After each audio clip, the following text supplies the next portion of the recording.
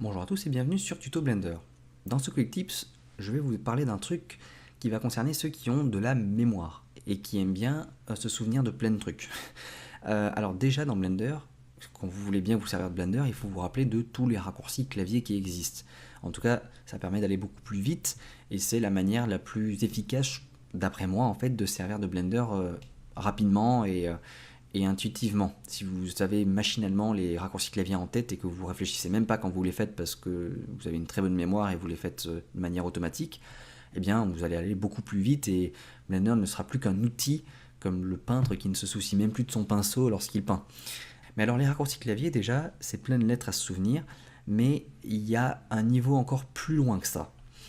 Vous avez peut-être remarqué que parfois dans Blender, si je fais par exemple le Shift A, qui permet de rajouter des objets. Alors déjà j'ai utilisé un raccourci clavier, et bien Shift A ça m'affiche un menu qui ensuite, en fait ça me met sous ma souris le menu du Add qui est en bas ici. Et ça me le fait apparaître sous ma souris. Donc c'est le raccourci clavier qui me permet d'aller plus vite en mettant le menu sous ma souris. Alors quand je fais Shift A, il faut quand même que je me balade dans les menus, par exemple dans les mèches, et qu'ensuite j'aille me balader sur quelle mèche je veux créer. Vous remarquerez, ou les plus assidus d'entre vous auront déjà remarqué que certaines de ces options ont des lettres soulignées.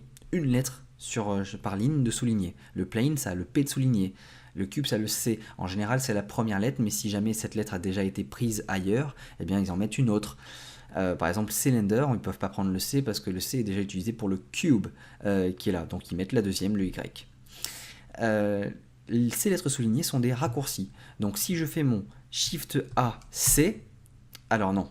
Shift A, et puis déjà, rien qu'ici, vous voyez que vous avez déjà des lettres qui sont soulignées, comme le M pour mèche, le C pour curve.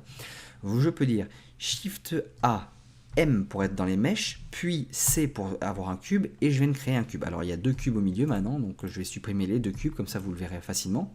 Mais je peux aussi le faire avec un plane, je peux faire Shift A, puis M pour aller dans les mèches, puis P pour faire un plane, et je viens de créer un plane.